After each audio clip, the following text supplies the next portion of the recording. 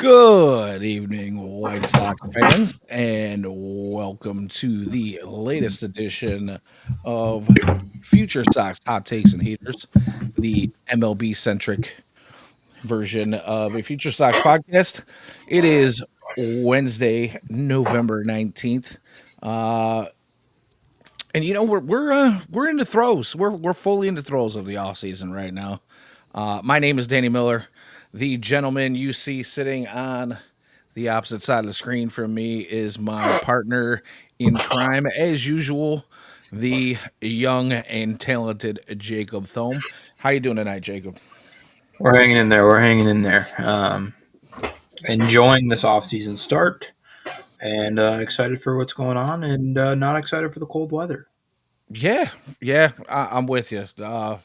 Winter's not my favorite time of the year. I've been fighting off a double ear infection for a couple weeks here now. Apparently, antibiotics aren't doing the trick, so I gotta go back for another round of doctor appointments. Yay! Figure Ear that whole infections situation suck. out. Yeah, dude, double ear infection. My head feels like it's gonna explode half the time. So I think it all was created from traveling, flying with just really bad sinuses, and it's kind of spiraled from there. But anyhow, we've got a lot of White Sox content to cover here. I was getting a little slow for a couple weeks there during the postseason and even early on into the off season. But man, Chris Getz kind of lit the fire on the hot stove here the last couple of days. And if you'll notice on my on my teaser for and the headliner, the thumbnail for this show, I put a couple of topics up there that we're going to talk about tonight. Free agents being one of them, which there hasn't really been any free agent signings, but there's always rumors, right? So we'll get into that a little bit. But man, I want to take some time to kind of focus on what's happened just in the last, I don't know, 24 to 36 hours here. So, and let's talk about some of the 40-man moves and some of the trades. And I think we should probably start with the trades. And I'm going to let you go ahead and jump in on that if you have some thoughts. Let's first talk about you know the uh, the trade that brought back Everson Pereira to the White Sox. What are your thoughts on that? Yeah, that was a weird trade. In terms of how it was broken, it was originally the news broke, and it was like, all right, it's Yohandres Gomez for Pereira, and then there was about an hour later that Steven Wilson was added in the deal. Um, So I think it's a good trade. I understand that there was some, I don't want to say hype with Yohandres Gomez, but I think there was some of this fan base that thought there was potential for him to be a contributor in 25. And I get he had some solid outings there towards the back end of the year. But, when you're looking at the entire landscape, I think he was either going to be your fifth starter or your worst bullpen arm, if anything. And I don't know what they give out of that. So moving him for a guy like Pereira, who has a ton of upside, I shouldn't say a ton of upside, but has certainly a higher floor than Yoendris Gomez, or sorry, higher ceiling. If I could get words out of my mouth, that'd be great. Well, I thought you were going to do much better tonight since you're not hiding behind your microphone I know, as right? usual. I noticed that right away, but sorry.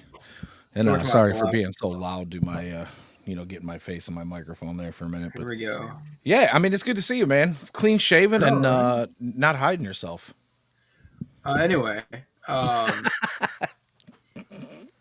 takes and I got to theaters able poke to fun at you, merge. man. Of course, that's how I prefer it. Um, So no, I mean I get the trade. I think it's a fine trade. I think Pereira is your fourth outfielder unless Robert's traded, which obviously there were some quotes today from Getz about that, and just kind of what he said for the last year and a half about wanting to move Luis Robert. So um, yeah, I think it's a fine part. I think the Steven Wilson part of it's more interesting, but yeah. Yeah, I'm with you. The Steven Wilson thing was a little odd, especially when we're looking at possible contributors this coming season.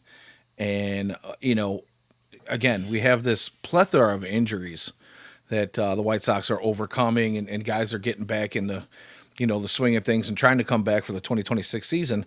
And there's going to be some growing pains along with coming back from these injuries.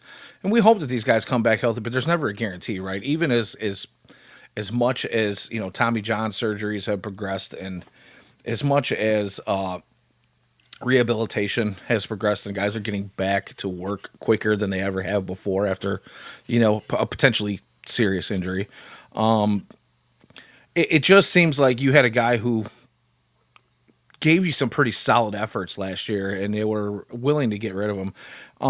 They must see something in Pereira, because obviously when he was on the when he was in the national free agent market, he was one of the higher graded guys coming over. He had a lot of big potential, big high ceiling, and his double A and triple A numbers were, I mean, jump off the page type numbers, right? And you're expecting big things from this guy, but he struggled last year.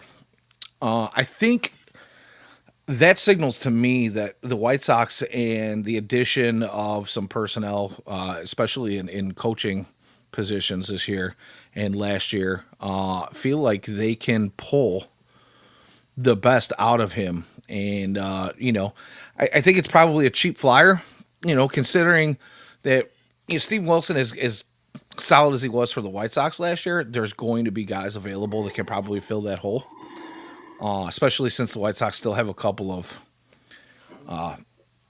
40-man spots open. So, a lot of folks are wondering why some of those spots were left open. And the only thing that tells me is they're expecting some guys to hit on the Rule 5 market here coming up in a couple weeks that they're looking to put onto a roster, possibly. Or they've got something in the works already that they know they're going to, be signing some guys as well, too. So I think it shows that there's a plan.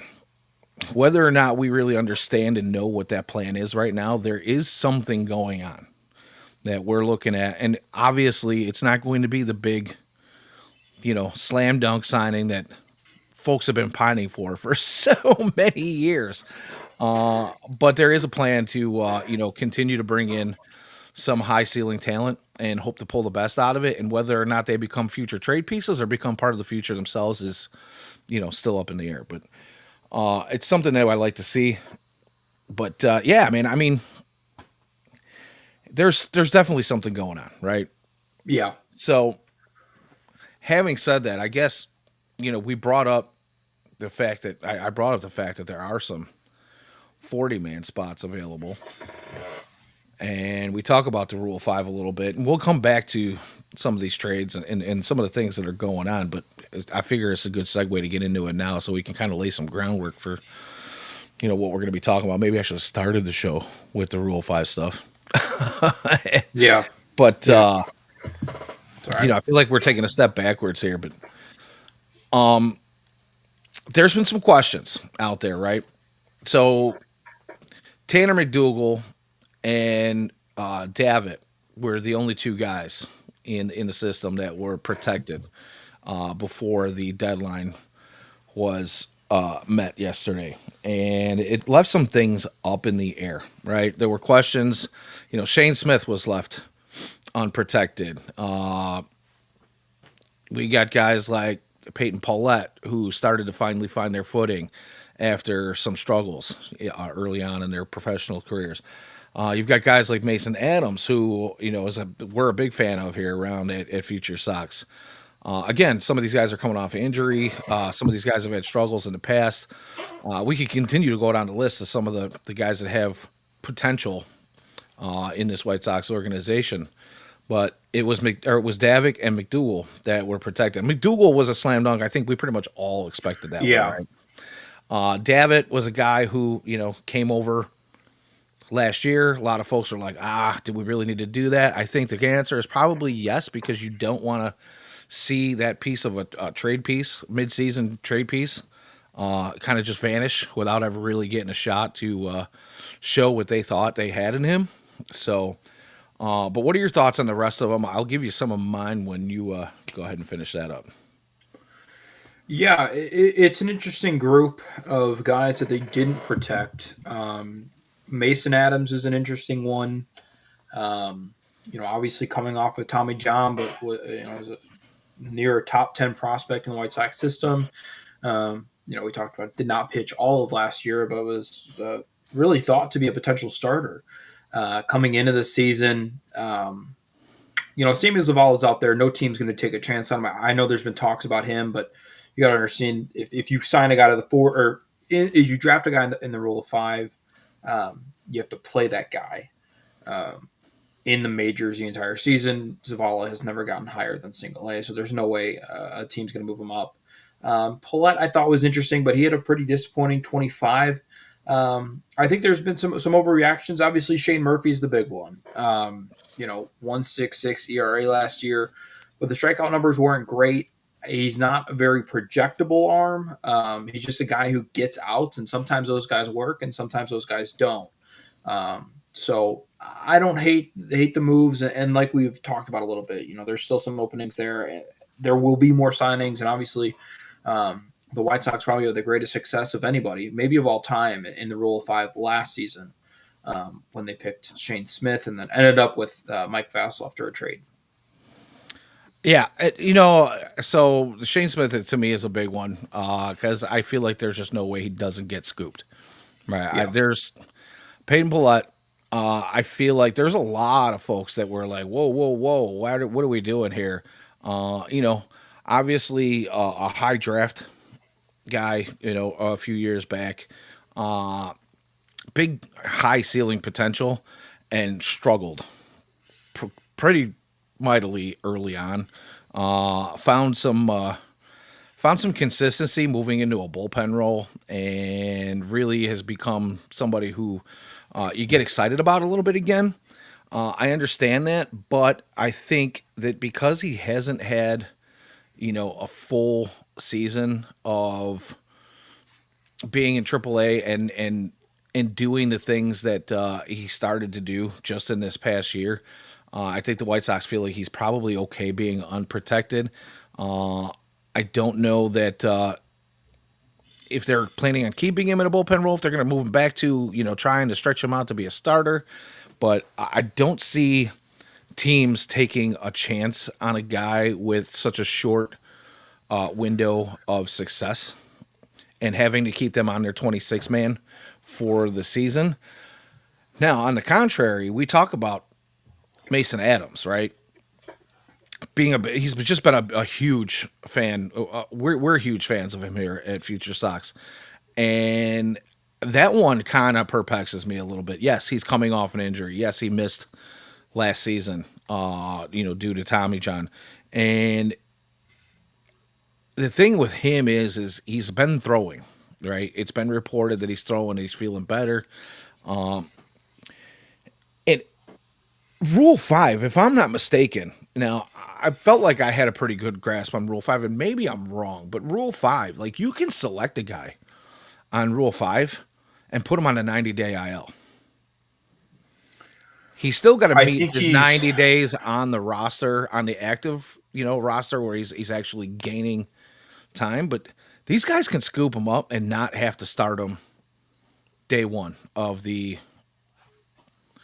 season, and that yeah. scares me because if let's just say he's not stretched out and he's not ready to be the starting pitcher, you can keep him on your roster by waiting until he is ready. Give him that 90-day DL stint.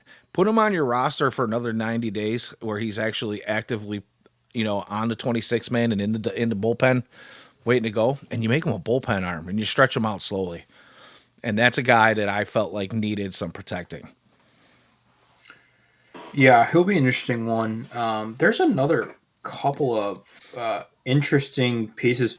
We talked about Davitt, but the other piece that was brought in that trade was Ben Peoples. He wasn't projected or protected. Sorry. Um, the key piece in the why do the White Sox and the Rays keep making trades? Um, Drew Baker, who was also brought in for Matt Thaiss. They've made 3 trades now in the last like 9 months. Drew Baker, who is a center field prospect, brought over for Matt Thaiss. Um, He was not protected. I don't expect either of those guys to go somewhere, but I think there's at least a 1% chance that those guys could be on the move. So we'll kind of see what happens there. Yeah. It's it just I'm not going to say that they don't know what they're doing, but that one scares me. That one definitely scares me. This is a Yeah. homegrown, you have developed this guy pretty much since his day one of his professional career, and he has shown some major talent, regardless of being injured for the last season. Definitely one that I am not feeling great about leaving unprotected at the moment. But again, it's a new regime. It's there's obviously some new coaching and new coordinators that are part of the White Sox organization in the last year or two. They may have different feelings than we do, but if there isn't a solid, structured plan, I feel that could be a very, very costly miss. But that's just my 2 cents. And what Yeah. do I know? Yeah. James Coogan. I'm going to go back into the chat a little bit here. He asked a great question, and I'm going to leave this one for you. I have thoughts, but I kind of want to hear what you got to say, and I'll interject as I see fit. But he asks, just curious why they left Tim Elko on the 40 man. Yeah. I mean, someone would take a chance on him. Um, I would think somebody would take a chance on him. The other issue is the Sox legitimately do not have a first baseman in the organization. At least one that's playing first base, they do, but not high profile anyway. Shout out. I'm going to say the wrong name. I always get them confused, but I know there's one that went to Arizona Fall League, and he's been very good in the White Sox organization, very underrated. But the Sox are lacking at the first base, and somebody will take a chance on the power of Tim Elko and try to turn that bat around. Um, and also, he's a clubhouse guy. I just, obviously, he's going to miss all of next season, or at least a good chunk of it with that ACL. But I'm not That's shocked. What's your that's the thoughts? big question. That's the huge question for me right now. So you've got a guy who's got a torn ACL. He just had surgery, and he's going to be shut down for quite a long time. There's no need for him to be on the 40 man. There's no need to leave him protected. Nobody's scooping this guy up right now. That yes, would somebody actually take an opportunity to see what they can get out of him? See if they can kind of teach him not to strike out 300 times a season, or at least what we're looking at projections for MLB career. The main thing for me is the White Sox never really gave him a full opportunity when they did call him up. So obviously, if we're just looking at numbers, he's the numbers aren't great, right? He never got an opportunity to get comfortable on the MLB roster. The things Yeah. he's done in the minors, yeah, he hits monster bombs. I've heard folks compare him to Daniel B. Polka Part Two because he'll hit monster bombs, but he don't do much else. Defensively, he's not awful. He's not, I don't know if he's a Gold Glove defender, but he's not terrible. But he's got some learning, so too, and the injury. I just don't think anybody takes him on an injury. I think you could have freed up that spot to protect somebody else at this point, but it's difficult to kind of put a finger on what their thoughts are right now because some of it just doesn't make sense. Yeah, So unfortunately, I'm a known Tim Elko hater, so I try not to be. And then I went to his MLB debut game and felt kind of bad. And he's a really nice guy, so I kind of just hate hating on the guy constantly. But as a strictly baseball sense, yeah, I don't see it with him. no, no, not at all. Not at all. There was a question in here earlier too. I believe it was by James again. I'm not sure. I have to go way back into the chat, but somebody was asking who we thought the White Sox would take in the Rule 5 draft. And I'll be honest with you, I haven't even had time to speculate on that. I know the Facebook White Sox groups are all kind of throwing stuff out there, and I haven't even had a moment to kind of get into what they're talking about, what those conversations are. Have you heard anything As far as targets for the White Sox in the Rule 5 draft, is there anybody out there that you would in particularly like to see come here? Yeah, Reggie Crawford. He's an interesting look for me. He was floated somewhere on social media. Huge K guy, huge walk rate guy. Obviously, I would assume he was drafted at 21, so he's got experience with Bannister and San Fran. Um, 24-year-old right-handed pitcher. Um, yeah, I think there's a legitimate thought there. He's also a two-way guy. He was drafted as a two-way player. He has not played the offensive side, but missed all of 25.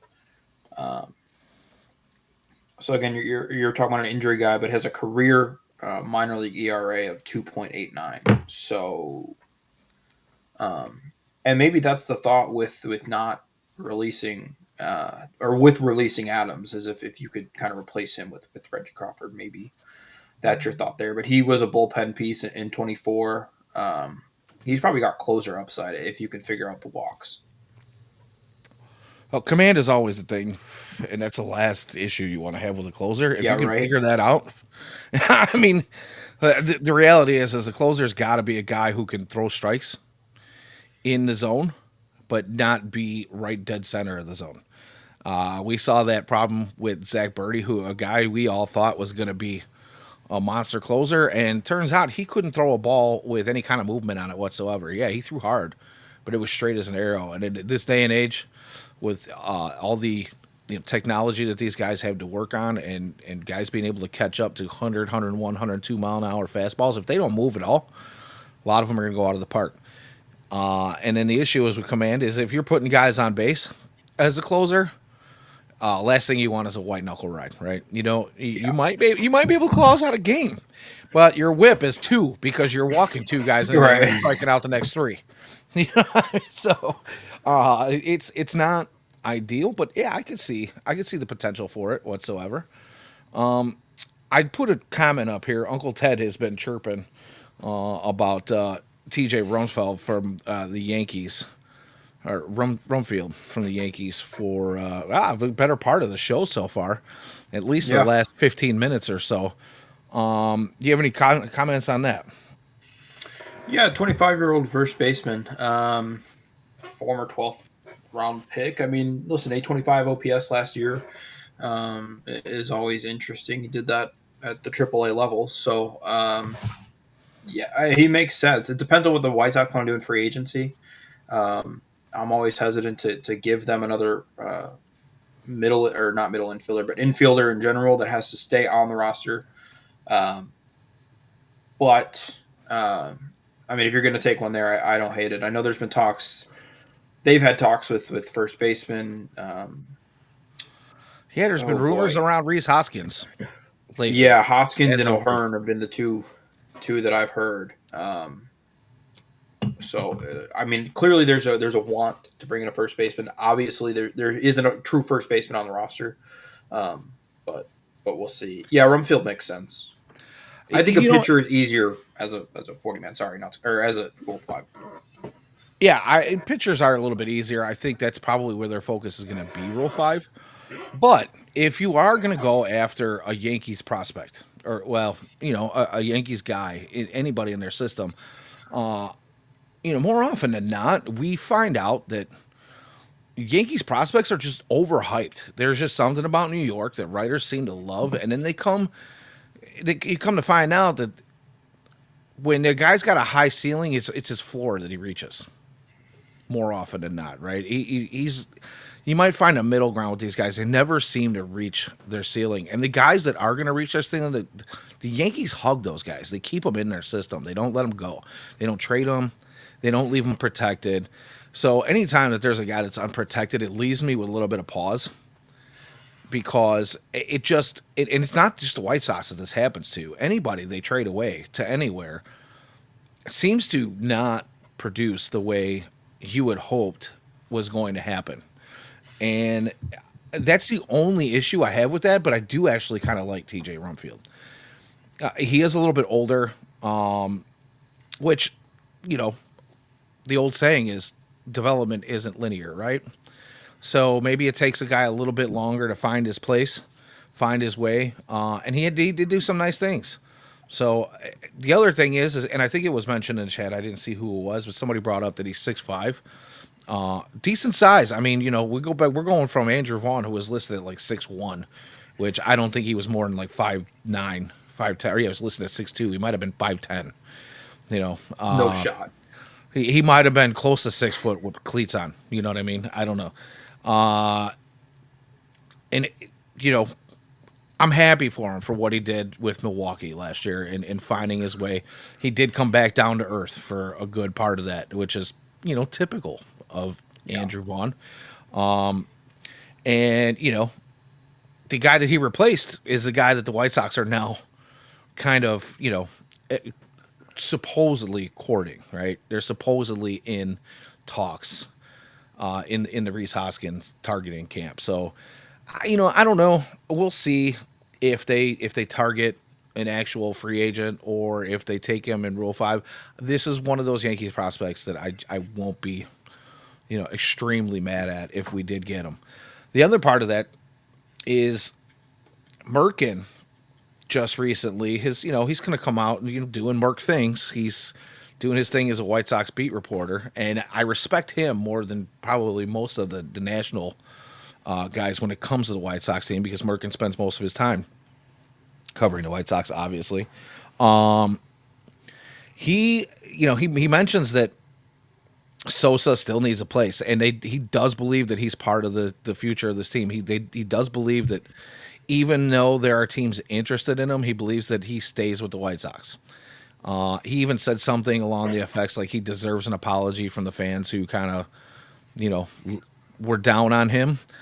He mentions that he was reminded by some folks that follow prospects more. I'm going to guess that was our guys, Mr. Ian in particular, who's had some conversations with Merck, including face to face at Sox Fest and 108 Day last year,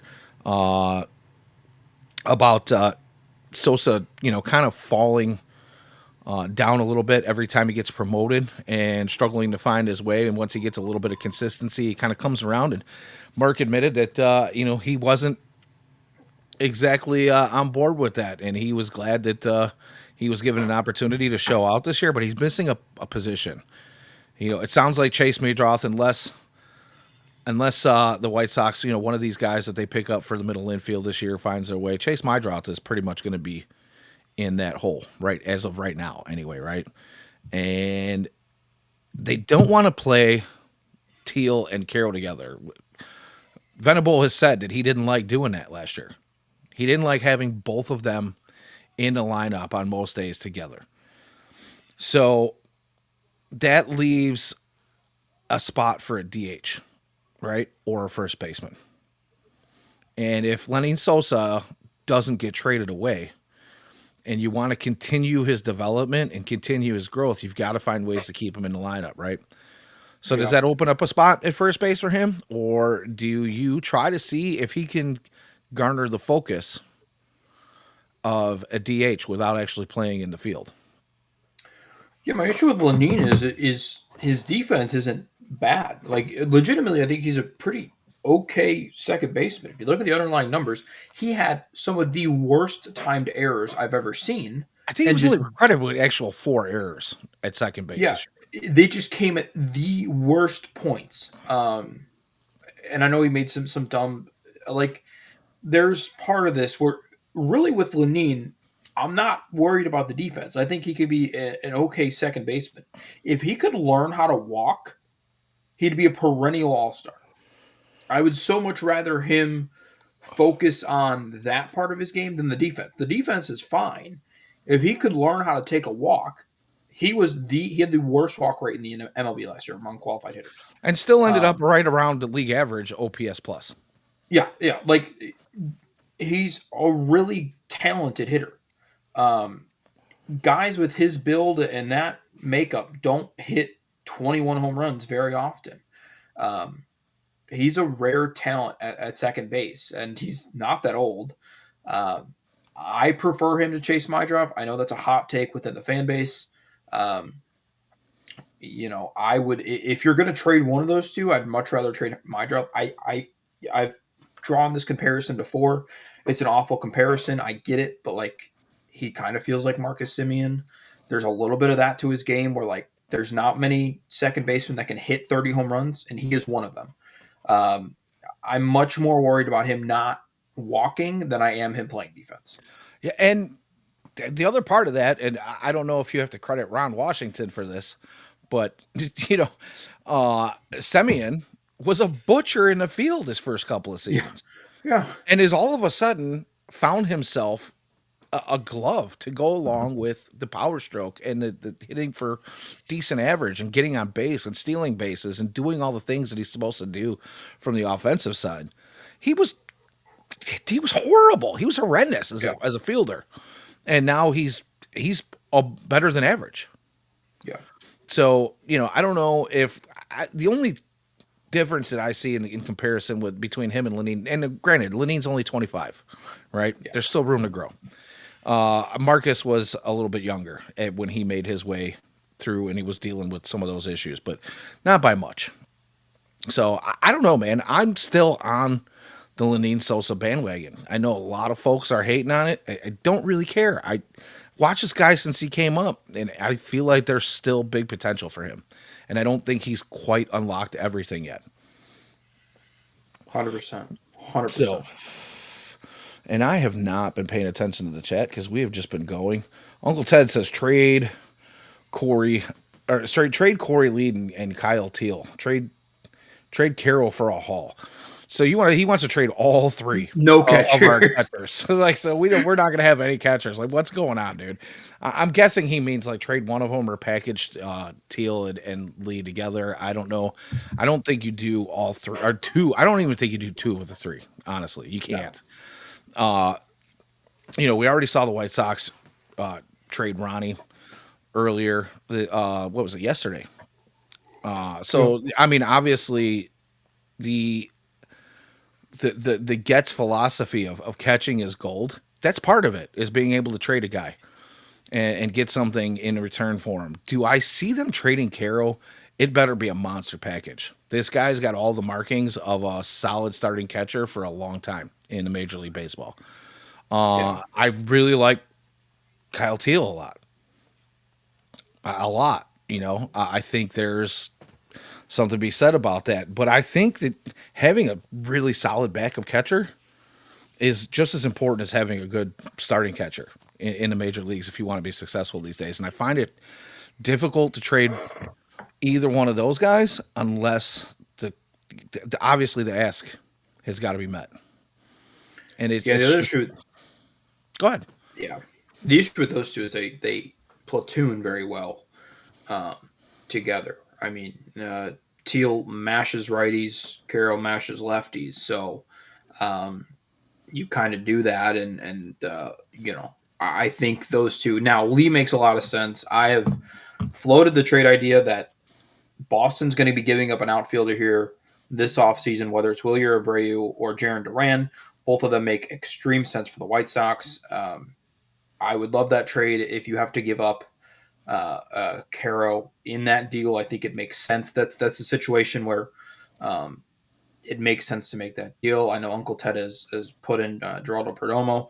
Perdomo will not be traded. He is the best contract in baseball. He finished third in MVP voting. Also, the Sox do not need a shortstop. Um, So I'm glad you brought that up. I was going to pull that comment up next.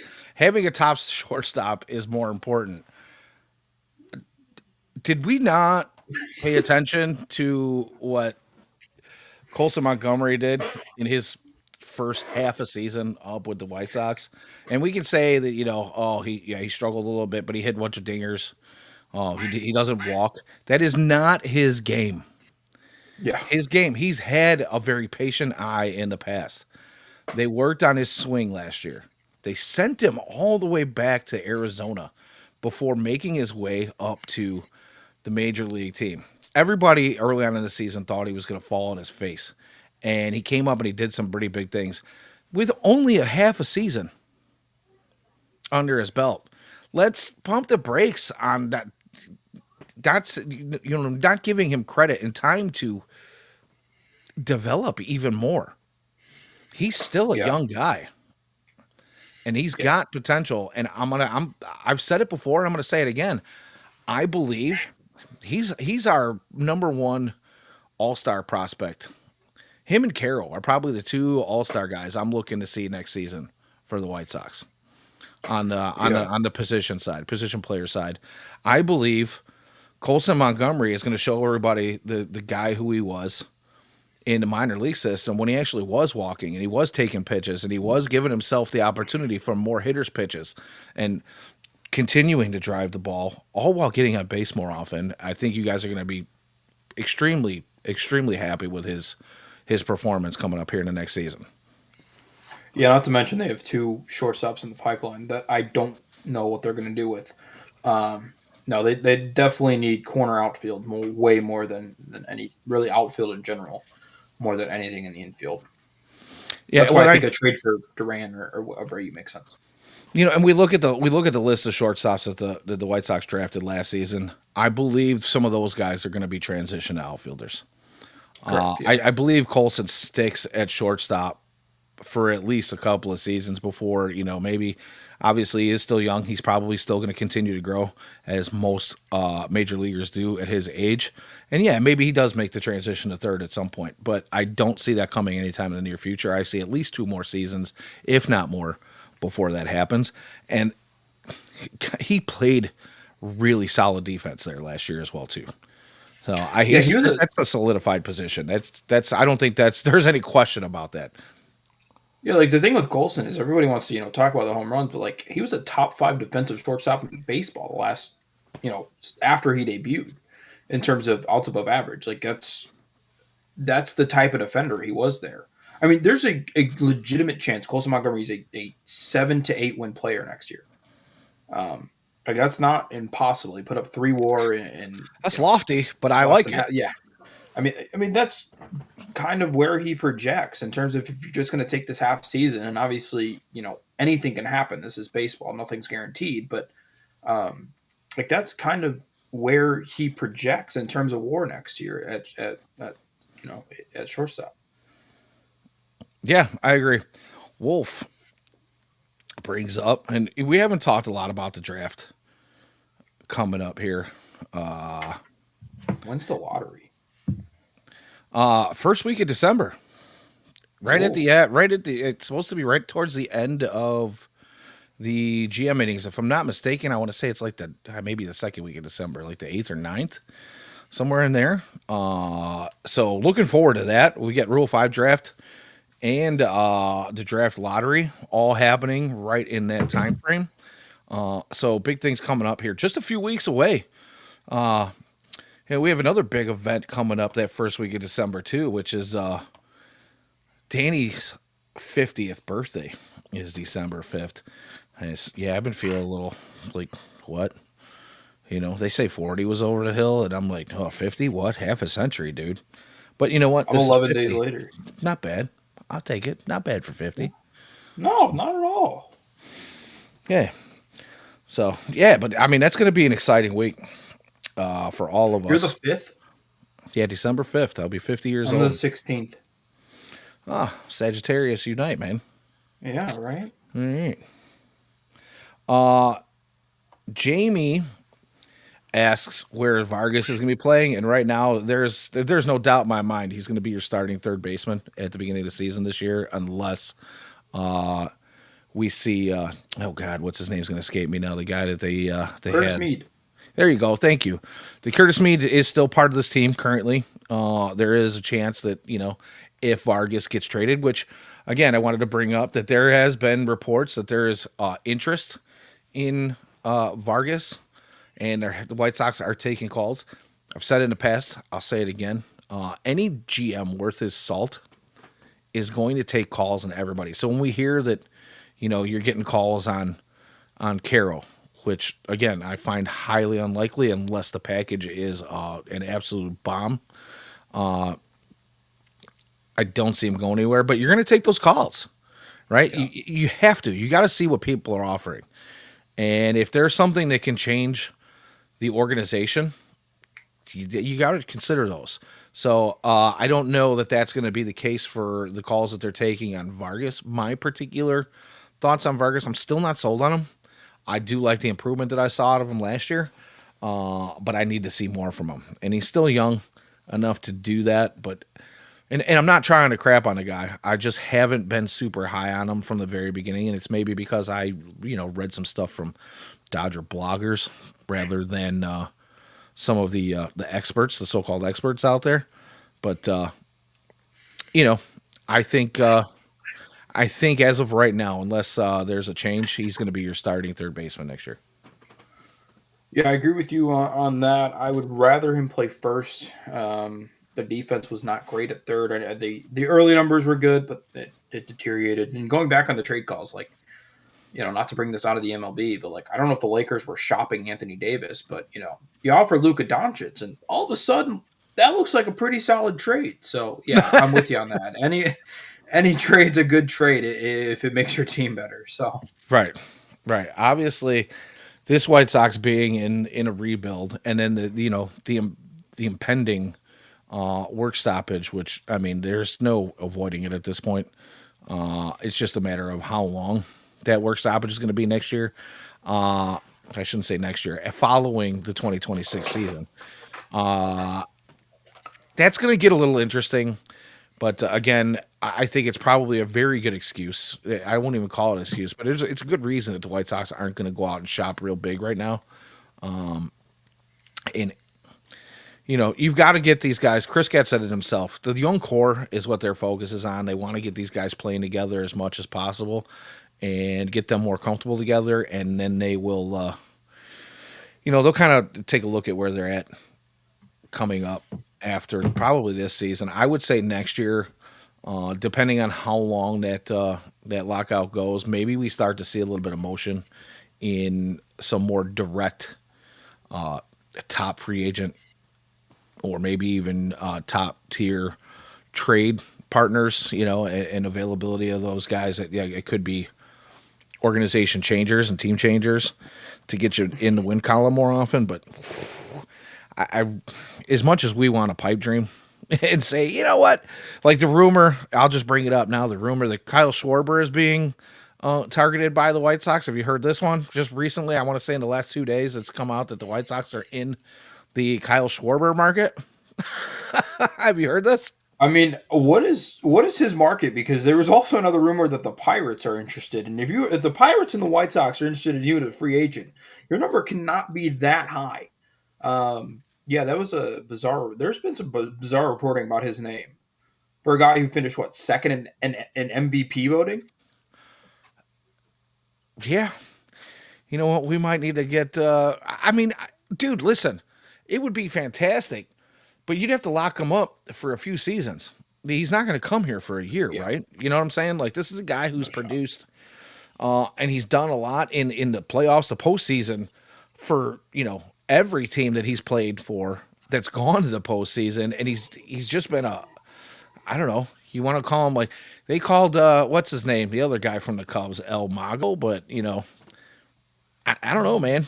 Kyle Schwarber is a magician in the postseason, and if you want to bring that kind of, if you want to bring that player into the White Sox, if that's the one guy you want to go out and get right now, I'm good with that because now you're talking about a young core that needs a veteran leader, somebody to Yeah, be that veteran voice in the clubhouse who's got that postseason experience to get you, even if he's not part of that team when they make it to the postseason 3, 4, 5 years from now, right? God, I hope it's not that long. But, you want that guy that's there that knows how to get you to that point and keep guys' head in the right places. So maybe Chris Gretz can sprinkle a little bit of fairy dust out there and, see what we can get for all show, haven't you? what's that? Yeah, so you've been trying to set that up all show, haven't you? No, Oh, no. just a well-timed man. So, all right. By the way, everything you just described also describes Carlos Santana, which I think makes a ton of sense for the White Sox. I Cheaper. don't love it, but that's the White Sox signing, Carlos Santana. Cheaper. for sure. That's an understatement. And I also believe that Schwarber's probably got more left in the tank than Carlos, but I'd sure hope so. Kyle Schwarber's only like 29. That's can't be right. Hold on. He's young. no, he's in his. I think he wants. I want to say he's like 33, 34. If my He's been Google around. would work, I mean, dude, we'd he's be having a great day. he was part of the 2016 World Series with the Cubs. Where the hell did you go? Did we lose Jacob? All right, don't make me bust out the music again.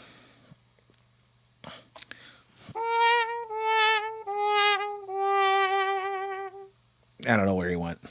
All right, while we're waiting for Jacob to come back, I'm gonna address some of this stuff I'm seeing in the chat. I'm gonna go back a little bit. So Wolf asks, and I saw this pop up a little bit ago. I don't know, 3-4 minutes ago or so. Will there be open competition for second base in the spring? Mydroth, Antonacci, and Sosa. And that's, to me, that's a fantastic question. Wolf, I'm going to say this. Obviously, as it stands right now, the guy with the most time in the second half of the season at second base was Chase Mydroth. Sosa bounced around quite a bit, but Chase seemed to kind of stay there. I want to say that it's probably his spot to lose at the moment unless something changes. But yeah, there's definitely going to be competition come spring. And I do believe Sam Antonacci is going to be in that mix for competition. I just don't know that they're going to force him up that quickly. Arizona Fall League typically is guys who needed the extra time. They want the extra development. So I'm not rushing Antonacci up in the beginning of the season, but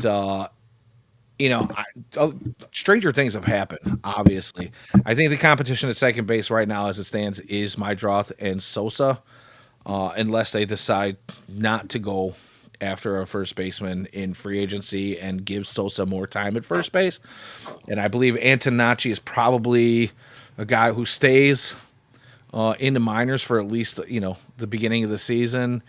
Give him some more time at AAA to let him see what he can do, and continue his development. And then, if he continues doing what he's been doing, especially the last few months, I would say that there's a good chance that we do see him, maybe even before the midseason deadline. It just depends on how he forces the hand of Chris Getz and Will Venable. So I'm sorry, Jacob, while you were gone. You're sorry. I gave you a little sad trumpet. And we were talking about Wolf. I believe it was. See, I lost it now. You're right. I saw the comment. Yeah, Wolf was asking about competition for second base. You got any thoughts on that? Depends on who they trade, or if they trade. I don't know what you said about Antonacci, but he's the most interesting of the bunch. Also, the kid they just traded for is a That's the other potentially thing. interesting option at second base. Yeah. So Yeah, and I'm losing my mind on his name. Give me 1 second here. Hudson, I think. Or is that the Tanner Murray? Tanner Murray is the guy that it was part of the Stephen Wilson Yoendris Gomez trade yesterday. Yeah. He came over with Everson Pereira. And again, Ray's guy. Ray's obviously known for developing talent. So, and I'm going to pull up some numbers on Murray here real quickly. We're just going to throw them out there. So since 2021,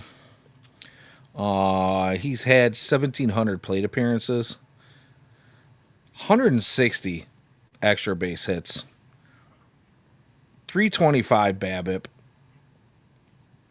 I mean, the guy's, I don't know, he had a 122 WRC plus at Double A last year. Like he's not a nobody. No, I'm looking for a little more clutch. I don't know. He does seem to leave a lot of guys on base from what I read in an article how was it last night or early this morning? I don't even remember anymore.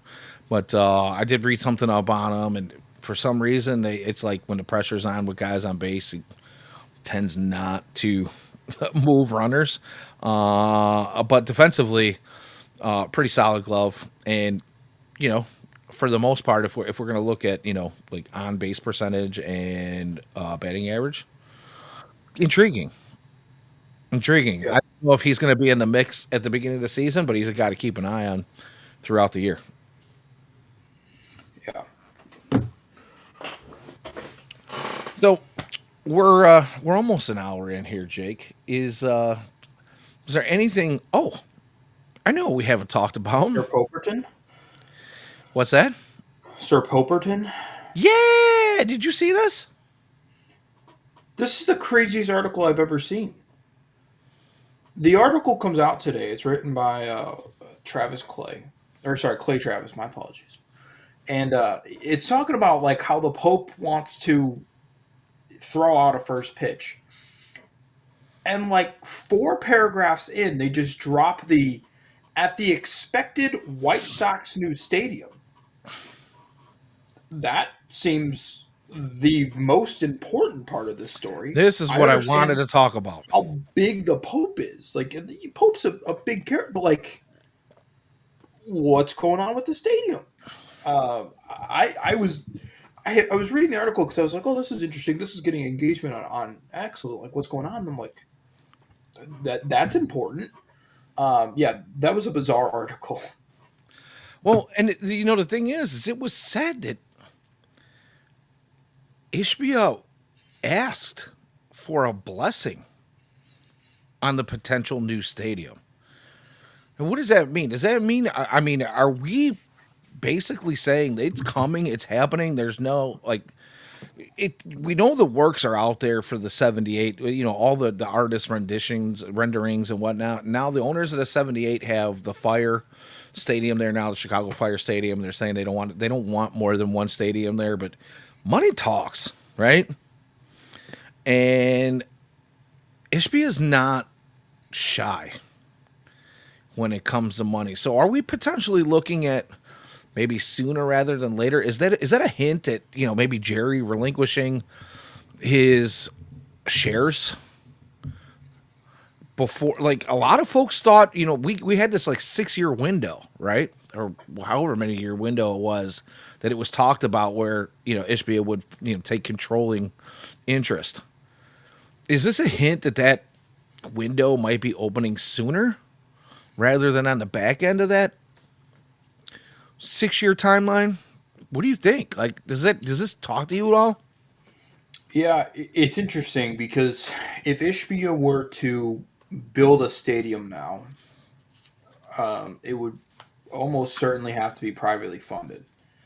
There have been issues in the state of Illinois of getting public funding for these stadiums. Go ask the Bears about that. Um, it's been an issue. I'm not going to touch that, but um, if it's privately funded, is that then Ishbia's stadium that he owns, or is it the stadium that the Chicago White Sox as a business own? Because if Ishbia is going to fully fund it, which would be the case, I would assume he's got a background in real estate. He's the one who's talking to the Pope about it. Um, if he fully builds it and then it's owned by the White Sox as a corporation, that would then add on to his sale price. So is it just going to be Ishbia Stadium, and then once he has control over the team, um, the White Sox that are playing there? I don't know how that's going to work. That's something that'll be interesting to figure out, and people a lot smarter than me will figure out. Um, the reason for that is he going to build it now, or is Ishbia going to wait till he takes over earliest in 29 to start building the stadium? Is he going to buy all the owners out of their shares? Is he going to be a sole owner? Is he going to bring his brother in to partner with him? Maybe the two of them put their money together and become sole owners of the Chicago White Sox. Is my question.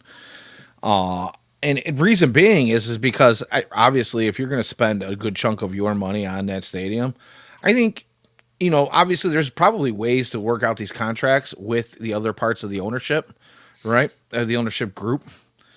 Um, you can contract like, hey, team valuation might include this stadium when it comes time, years and years, hopefully many, many years down the road, when you have the second richest owner in baseball or, third richest owner in baseball on your ownership group. Uh, we hope to keep that guy around for a while and inject some money and, some good vibes into this ball club. Obviously, good vibes is a thing for him because he's personally visiting the Pope. But, you know, um, you wonder if he can work out a contract where there's some agreement that, you know, in the future, if you want to continue to be a shareholder, your stake in the stadium doesn't really count, or you've got to come up with part of the investment money yourself. But this is what I'm going to do. I'm going to build a stadium. It's up to you whether or not you want to invest in that stadium with me, right? I don't know if he's trying to force hands or what, but it's definitely an interesting concept. James, I Yeah. believe 2029, is it 2029 or 2030? 2030 might be the last year in the stadium. Or maybe it's Also, 2020, where are 2029. they going to put this thing? That's I think the wicked. That's the question of it all. Is A, when's it going to be built, and B, where is it going? Um, Well, that's my always thought the is you should question. just build it right on top of Comiskey Park and call it a day. But You want to move it back across the street, yes, like old exactly where I Kaminsky want. Park? Yes, That's hallowed ground, man. It's a lot of old school folks are gonna they're gonna poo poo on that, man. But it's been what now 35 years since this current stadium has been built. Wow, are you kidding me? I went to the very first game at that stadium as a freshman in high school. I was Oh, 10 years out. you weren't even born yet. I had 10 years to go. I was St. yeah. Rita used to do a walkathon for the opening day at White Sox games because they knew that if they didn't do something, that their attendance was going to be. Yeah, I mean, that was cut day at St. Rita. That was cut day. Going back to when St. Rita was still on, 63rd, and then they moved over to the new campus on 79th and Western, and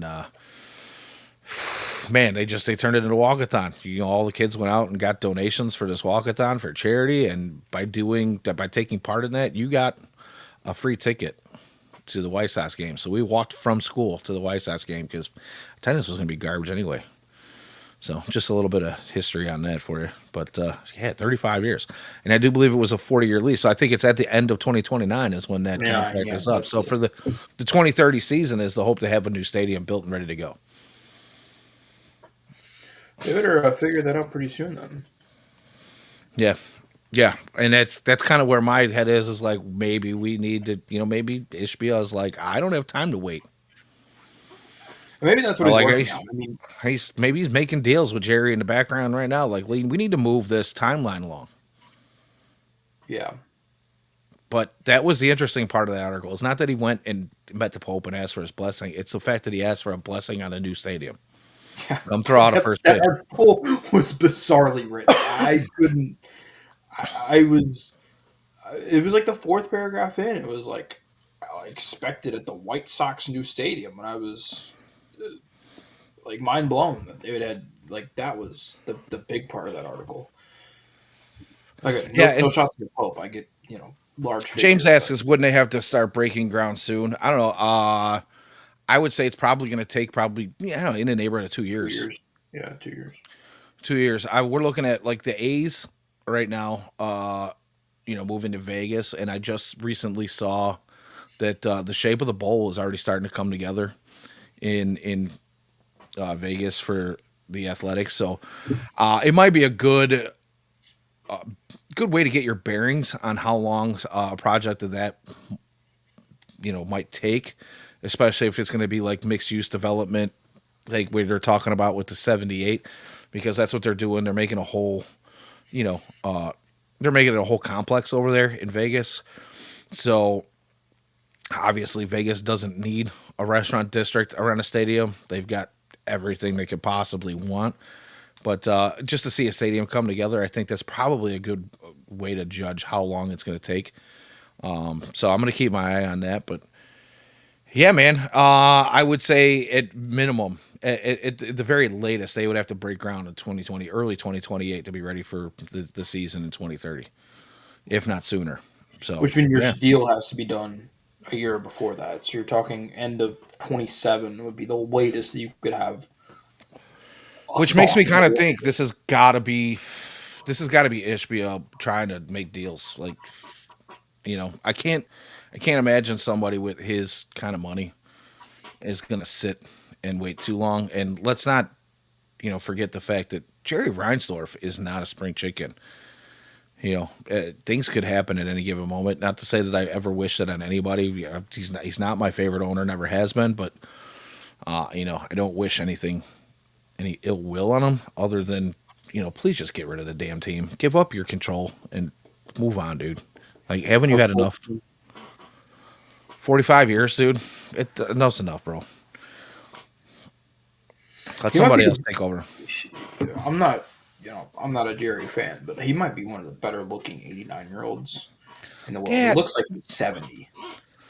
well, I mean, when you got that kind of money, I know, but jeez. probably easier to live, and when you know when you really come out and you say things like, being in second place, unconfirmed, but being in second place and keeping your fans on the hook, you're not really stressing out about winning. Yeah. He's probably even pretty good. Just saying. Just saying. So yeah, I think we'll end it on that, because I don't want to say anything bad about anybody, other than, you've been a terrible baseball owner. Just give it up. That's it. I'll leave it Yeah. at that. So, Yeah. you got any hot takes or heaters for us at the output, or the outro of the show here? Sure. Robert, Caro, Teal, Sosa are all on the 26 to begin next year. Yeah, I'll take that. I'll take that. Um, I don't know if I have any real major, other than man,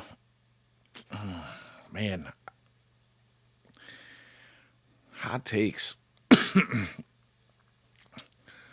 hot takes, heaters. I'll give Chris Getz a heater for go ahead and really kicking off the free, or the hot stove. There hasn't been any real big signings out there. Nah, I shouldn't say that, but he moved basically six players in two deals yesterday. So yeah, I'll give him a little bit of heater on it. None of them earth shattering, but it's a move, and it's not even Thanksgiving. So They clearly have something a timeline in place of what they want to get done when. there seems to be some sort of plan. What that plan is, I'm not exactly sure. Like I said, I have questions. We addressed that, but excuse me, I didn't even have time to even hit my cough button there. But yeah, we'll wrap it up here, man. Again, I say it every week, but I want to give a big shout out to our commenters and our chatters. You guys are the best. New, old, guys that are, regulars, guys that check in once in a while. You guys are awesome. We put out a timeline of what we're going to do on our show, or not even a timeline, but some topics that we want to talk about. But really, you guys end up driving the content for us. We much appreciate that. If you guys want to show us your appreciation, please hit that like button, subscribe, do it on our YouTube channel, do it on the Purple app, do it on all of our people here at Future Sox's X/Twitter profiles and pages. We much appreciate you. As always, super chats are open on any of our live shows, so we appreciate donations there. If you guys like any of our written content, you can find that at FutureSox.net, as well as you'll see the guys post that stuff on our Twitter feed as well.